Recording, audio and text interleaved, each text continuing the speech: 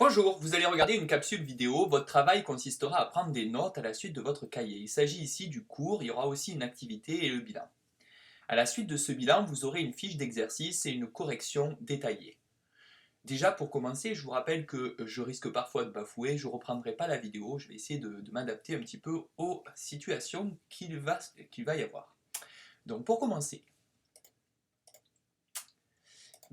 on va commencer par le chapitre Qu'est-ce que la dualité onde-corpuscule? Donc, je vous propose de vous mettre à la suite de votre cahier et de noter le titre du chapitre. Alors, pour les TS3, ça sera, je crois, le chapitre H3, donc à vérifier, puisque vous avez déjà la possibilité de vérifier cela.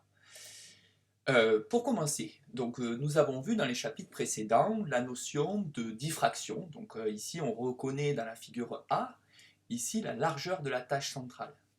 Et puis, elle est associée à la figure de diffraction de la lumière d'un laser après passage par une fente d'ouverture petit a. Donc ça, c'était le travail pratique que vous avez pu mettre en œuvre. Je vous rappelle qu'on a mesuré la largeur de la tâche centrale entre deux extinctions.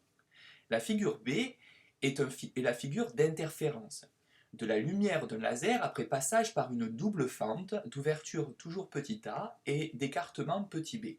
On constate en effet que sur cette vidéo, enfin sur la photo, à la fois des interfranges, donc pour la figure B, et on constate aussi que cette figure B est aussi avec une largeur de tâche centrale.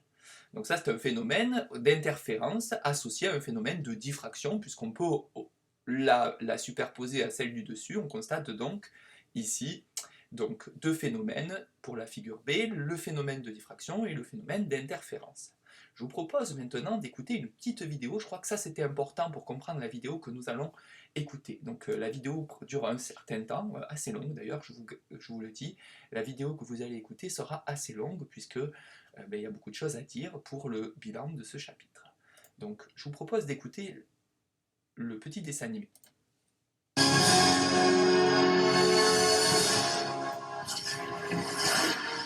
Ce que nous apprenons à l'école n'est pas exactement la vérité. Et en plus, les sens nous jouent des tours.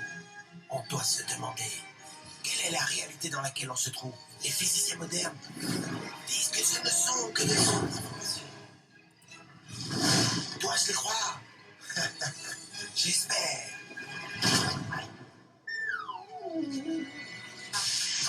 Et ici, nous avons le grand-père de tous les mystères quantiques, l'expérience de la double rainure.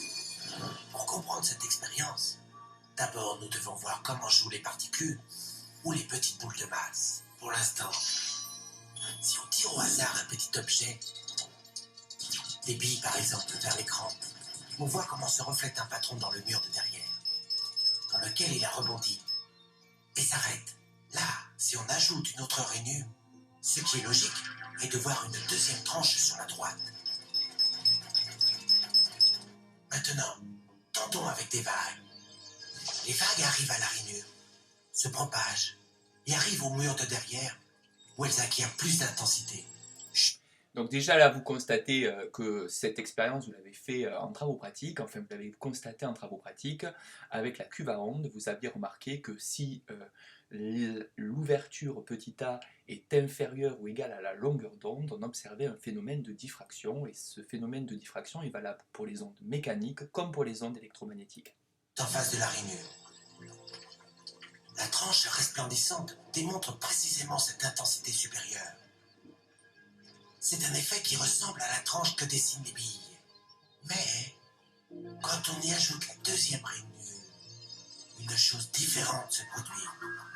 Si la partie supérieure d'une vague tape avec la partie inférieure d'une autre, elles s'éliminent entre elles. De cette façon, sur le mur, on obtient un patron d'interférence. Donc ce phénomène-là, c'est un phénomène d'interférence. Cette fois, on remarque bien entendu les deux fentes qui sont dans le modèle des interférences caractéristiques. Là, on observe en effet des maxima et des minima qui correspondent donc au phénomène d'interférence.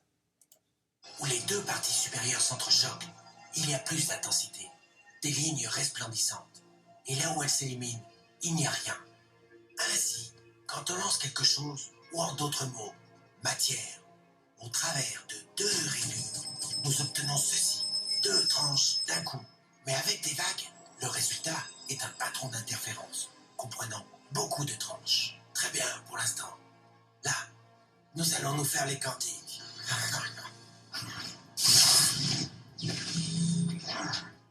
Un électron est un tout petit morceau de matière, comme une toute petite bille.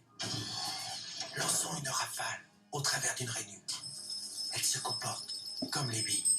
Donc là, ce qui est intéressant, c'est que en fait, ils vont utiliser maintenant des électrons. Alors, jusqu'alors, les électrons, quand on les étudiait en mécanique, étaient, étaient seulement un corpuscule, c'est-à-dire un corps. Alors que là, nous allons maintenant voir ce qu'il se passe avec des électrons. Seulement une tranche. Si nous lançons ces tout petits bouts au travers des deux rainures, deux tranches devraient se dessiner comme c'est le cas des billes. Quoi? Un patron d'interférence? Nous avons lancé des électrons, des petits bouts de matière, mais on dirait un patron avec les bagues, et non pas comme avec les billes. Comment des bouts de matière peuvent-ils générer des patrons d'interférence, comme une vague? Alors, à chaque fois qu'il indique le mot patron d'interférence, vous retiendrez que c'est plutôt le phénomène d'interférence. Donc ici, il montre en réalité, dans cette expérience, que les électrons se comportent comme pour la lumière. On constate alors un phénomène d'interférence. Regardez, on constate des franges brillantes, des franges sombres, franges brillantes, et chacune de ces franges est tout simplement distante d'une valeur qu'on appelle l'interfrange petit i. Cela n'a pas de sens. Mais les physiciens sont très intelligents. Ils ont pensé, peut-être les petites balles rebondissent les unes contre les autres et créent ce dessin. Donc, ils décidèrent de lancer les électrons un par un. Ainsi, ils ne pouvaient pas se porter préjudice les uns aux autres. Mais ils ont tenté le coup pendant 1 heure et ont vu le même patron d'interférence se créer. Nous ne pouvons pas ignorer la conclusion. Chaque électron part comme une particule, devient une onde de possibilités, passe par les deux rainures et interfère avec lui-même, jusqu'à ce qu'il tape le mur comme une particule. Mais mathématiquement, c'est encore plus curieux. Elle passe par les deux rainures et par aucune d'entre elles. Elle passe par une et passe par l'autre. Toutes ces possibilités sont superposées les unes avec les autres. L'expérience déconcerta énormément les physiciens, au point qu'ils décidèrent de regarder avec attention pour décider par quelle rainure l'électron passait-il en réalité. Ils ont mis un dispositif de mesurage juste à côté de l'écran des deux rainures pour voir par laquelle elle passait. Et ils lancèrent l'électron. Mais le monde quantique est beaucoup plus mystérieux que ce qu'ils pouvaient imaginer. Quand ils regardèrent, l'électron recommença à se comporter comme une petite bille. Il dessina un patron de 2 tranches et non pas un patron d'interférence. La même action de mesurer ou observer par quelle rainure elle passait a fait qu'elle ne passe plus que par une et non pas par les deux. L'électron décida d'agir de façon différente, comme s'il était conscient qu'on l'observait. Et c'est à ce moment-là que les physiciens sont entrés pour toujours dans l'étrange sous-monde des événements quantiques. Qu'est-ce que la matière? Voilà, nous avons vu la partie qui était intéressante ici. Je vous propose maintenant de continuer le travail, c'est-à-dire essayons de retenir ce qui était intéressant dans cette vidéo. Donc pour continuer, l'interprétation de la vidéo. Même si les photons sont envoyés un par un, une figure d'interférence apparaît progressivement. Chaque photon semble donc être passé simultanément par les fentes. On ne peut pas prévoir la position de l'impact d'un photon sur l'écran, mais lorsque le nombre est important, il respecte une loi de probabilité et forme le motif caractéristique des franges d'interférence. Les franges s'interprètent comme une alternance de zones où un photon a une probabilité de présence minimale ou maximale.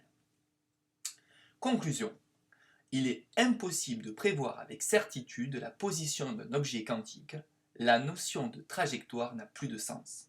Les prévisions sur le comportement d'un objet quantique ne peuvent être que de deux types.